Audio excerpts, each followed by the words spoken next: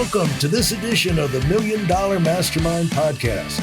This is where we pick the brains of high achievers from all walks of life and get their hard-earned, real-world insights on winning. I'm your host, Larry Weidel. I'm talking with Ron Diamond. Hello, Ron. Good evening. And where are you today, Ron? I am based in Chicago, Illinois. And Ron, I got to tell you, between me and you, your track record and your accomplishment is the most amazing stack of achievements. I kind of stand in awe of someone who's been able to be this busy in accomplishing things in his life. And congratulations on the Diamond Wealth Group and representing over 100 family offices ranging in size from 250 million to 30 billion.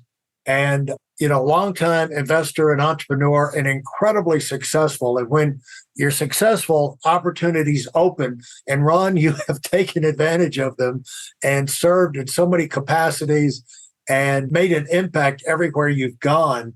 How did you when early in your life did you get the feeling you're going to be involved in the finance world? Well, first, thank you for having me. It's great to be here. I've always enjoyed your podcast. I don't know. I think when I was a kid, my father was a banker. My grandfather was a banker. I just remember sitting around the dining room table, not understanding a word they said, but loving the conversation. And so I was always intrigued by business, probably since I was very, very young. And then in college, I went to Northwestern. I studied economics, and then I went on to Drexel Burnham. But I think it was at a very young age that I became interested. What do you think was fascinating about it? You're a young kid. You don't understand the conversations. The adults are having these animated conversations, I imagine. What would you find fascinating about it, or what pulled you in, would you say? I just did a podcast with Mark Lipschultz, the co-founder of Blue Owl. And we're about the same age. And he said one of his role models as a kid was Alex P. Keaton from the TV show Michael J. Fox. Right. I also used to like to watch that show. And again, I can't tell you why I liked it, but I just did. I liked watching it. I can't give you a definitive answer what drove me or how I got interested in it. It's just that I was always interested in it. My dad was an absolutely brilliant man. He unfortunately passed at a very young age, but he was my role model. And I would just listen to him in awe. Even though when I was younger, I didn't understand what he was talking about. Now I kind of understood what he was talking about. What do you think you picked up to help form your attitude and approach and drive growing up in that environment or, school or other activities that help trigger you being able to move up through the ladder in later years? What do you think was kind of activated those driving forces? Well, we came from a very close family, and education was always stressed as very, very important. It was a given I would go to college. It was a given that I would go to the best school that I could get into. It was instilled in me, the work ethic. My dad worked tremendous amount of time, very long hours. But he loved what he did. And to me, if you could marry the two, I do mind working hard if I don't like what I'm doing. Right. But if I like or love, which I currently do, what I'm doing, I don't even consider it work. Yeah. How would you describe to outsiders the world that you're in and what you do and why you love it? It seems like a foreign world. I mean, it seems like another universe. It does. And it is. So I'm in the family office world. And after I graduated Northwestern, I went to Drexel Burnham, and Drexel imploded. And then I started a hedge fund. And how I got into the family office world was in the 90s, my clients, they didn't used to call them family offices. They used to call them rich people. So I had a bunch of rich people who are now called family offices. So that's kind of how I got into the family office space. But family offices typically, you need a minimum of about $250 million for it to make economic sense to have a single family office. We work with about 100 of these families, anywhere between 250 million to 30 billion. And anything less than that, between 5 million to 200 million, typically goes under a multifamily office. So my world I'm dealing with the wealthiest, most successful people, predominantly in the US, but throughout the world. And these are entrepreneurs. These are people, most of the people that I deal with are first gen. So it's not that they inherited a lot of money, they created Really? it. They Really? created the wealth. Yeah. First generation. For people who don't know what a family office is, what would be the basic explanation? Okay. I gave a keynote at Stanford 5 years ago, and I had $5 billion family offices. And I said to them, what's the family office? To explain it. And Yeah. why did you create it? And I had 5 completely different answers. I think the easiest way to understand it is you have a widget company and your job is to manage widgets and grow in sales and things like that.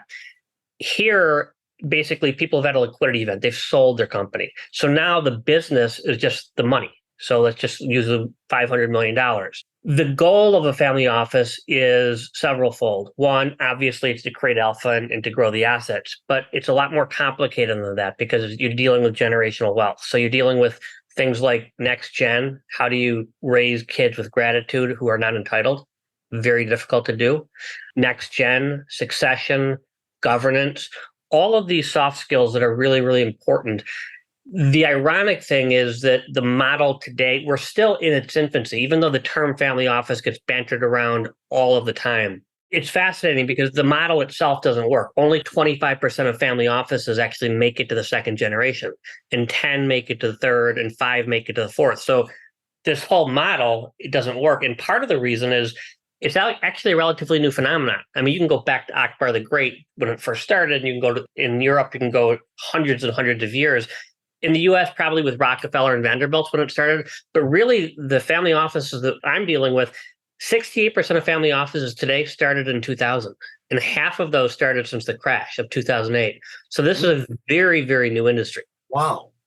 Wow. And you're dealing with, because the idea, the ultimate, your hope when you start a business that it's successful, that it grows, and that you hope it could turn into a generational business or create generational wealth.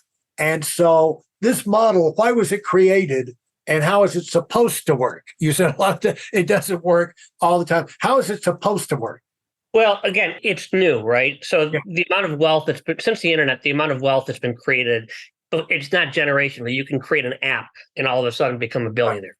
Yeah. So I think the speed at which wealth is created has changed a lot with technology. I chaired the Disruptive Technology Center at Stanford University, and I'd see companies that it was just a brilliant 25-year-old kid had a great idea, and he gets backed by Sequoia, and 5 years later, he sells his company for $500 million. So it happens much quicker. I think we're only in the third inning in the evolution of family offices. I think today family offices are very inefficient, very fragmented, and also very siloed. And I think that's about to change. But the reason I think that family offices are important is twofold. First, the less important from an economic standpoint is I think that as private equity and venture capital disrupted the public markets in the mid-'80s because it was a better model. So let's say you have a company and you've got to report to a guy like me every 90 days. It's hard to run a company efficiently, very challenging. So private equity and venture capital came in. It's like 2% covers the overhead, 20% I make money. If you make money, it was a better model. You didn't have to report every 90 days. The industries took off. They exploded. What's happened, though, in many instances is that many of these firms have become too big. And a lot of the private equity firms have bastardized the business, and it's become an AUM, assets under management game. Right. And so I think what's happened is family offices now, as private equity and venture capital disrupted the public markets in the mid-'80s, family offices are starting to disrupt private equity and venture capital. And the main reason is they've got patient capital. And it all goes back to alignment of interest, because let's look at how everybody's compensated. So if you're a partner at a private equity firm, you're compensated to flip companies every 3 to 5 years. It's not good or bad, just the way it is. And so if you look at the typical model of these companies, private equity firm A buys a company, sells it to private equity firm B 4 years later. They try to make money on it and sell it to private equity. So it could be sold 3 to 4 times in a 20-year period. If you look at all the taxes and all the transaction costs during those 20 years versus a family office who has something called patient capital, and they just buy the company, hold it for 20 years. They don't have the transaction costs. They don't have the friction of the taxes. It's just compounding. It's an exponentially better model. The problem is that right now, family offices are not as efficient as they need to be. That's starting to change. And you've seen some. I've done a podcast with Tony Pritzker and Paul Carbone, who's a good friend. I mean, they've institutionalized this. So not only can they compete with Carlyle and Blackstone, they actually have a competitive advantage because they don't have to flip companies every 3 to 5 years. So that's the main reason advantage for family offices from an economic standpoint. I'll also go from a philanthropic standpoint. Family offices are not a panacea to solve all of the world's problems, but I think family offices can solve many of the problems. And I'll give you just a couple examples. My first boss was Michael Milken from Drexel Burnham. Really? Michael, brilliant guy, developed prostate cancer. And when he developed prostate cancer, rather than throwing $100 million to the American Cancer Society, he built like a VC fund. He put 2 million here, 3 million here, 500,000 here. And because of him, you and I and all the male listeners will die with, but not of, prostate cancer if we live long enough. And then one other example is Bill Gates. I would argue his family office did more for the vaccine in COVID than the US government. So I don't think you could run a philanthropy exactly like a business, but I do think you can run it more business-like. And I think that a lot of these family offices are very philanthropically motivated. And whatever the cause is, I think they're going to solve many of these big issues that are not going to come from the government, and it's not going to come from the corporate sector. Well, let's just say it's not Bill Gates. Let's say it's Bob Jones, and he's got a couple of $1 billion. And what is the trend? And the reason why it's fun to talk about this is because we have a lot of up and coming or current entrepreneurs, super successful, wanting to get better, and with the end in mind of, well-run businesses grow, and you want to be in this situation down the road. And it's just nice to have. You're probably not going to understand the whole thing the first time it's put in front of you, but it's good to get the framework in your mind and get some of these words and thinking. And also, it's nice to have an end goal, that I want to end up in a family office. And so the relationship in there, let's just say with Bob Jones, how he goes to a family, he's got the money. Now he goes to the family office. What does the family office do for him? Is the family office a person, a team of people? When you say you have 100 family offices under your umbrella at Diamond Wealth, how does that work with those individual family offices? Sure. No, it's a very good question. Family office is just an entity, right? So family office, it could be 1 or 2 people. Some family offices have 50 to 60 people. It's all over the range. And it's basically they represent the interests of the family. And sometimes it's first generation, sometimes it's second, sometimes it's third, sometimes it's later. We deal mostly with the entrepreneurs who created the wealth, mostly first generation. So it's the family offices. They decide really on what they want to do and how they want to grow their assets. Some family offices are just looking to preserve wealth, and that's fine. And some family offices are very aggressive and want to double and triple their net worth, and that's fine too. It just depends on what your goals and objectives are.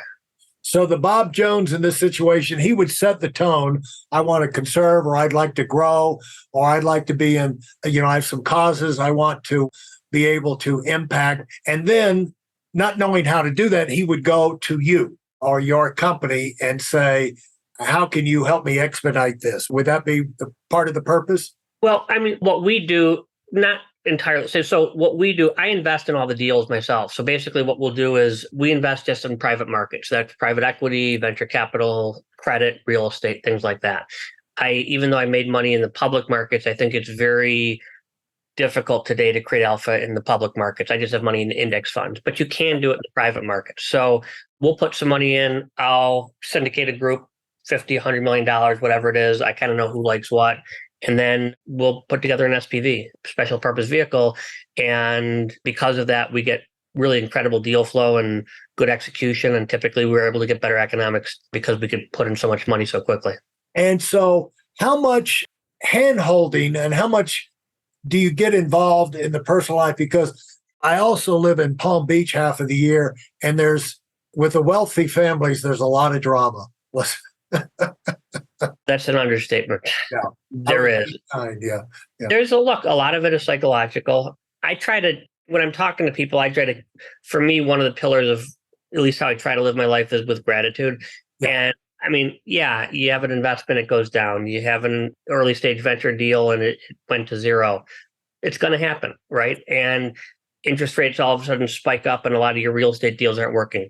That's not fun, but doesn't really, at the end of the day, it's not really what's most important. The important things are your health, your family, and things like that. So I just think a lot of it is, even though people sometimes get really upset and really emotional when they invest and they lose money, at the end of the day, it's a means to an end. Yeah, but how about interpersonal sibling rivalries? And this one's taking, wanting more money here, and they're arguing. And do you get into mediation? I don't personally know, but I mean, I see it a lot. And the worst thing, the opposite of gratitude is entitlement. Right. And when I meet or see people who are entitled, they're just not in my world. I have nothing against them, but I just have nothing with them. So if somebody's entitled, if because their grandfather did something or their father did something, right, they're entitled to do X, I have no interest in dealing with these people. So I think a lot of it's incumbent upon parenting and showing people that, yes, you're fortunate, but you've got to have a lot of gratitude for what you've got. Thanks for listening to the Million Dollar Mastermind. If you felt there were any valuable takeaways from this episode, please take a minute and leave us a 5-star review. Your feedback is important and really helps us get the word out to a wider audience. Remember, we have a valuable webinar that is absolutely free. Register for it right now at weidelonwinning.com. Thanks for listening.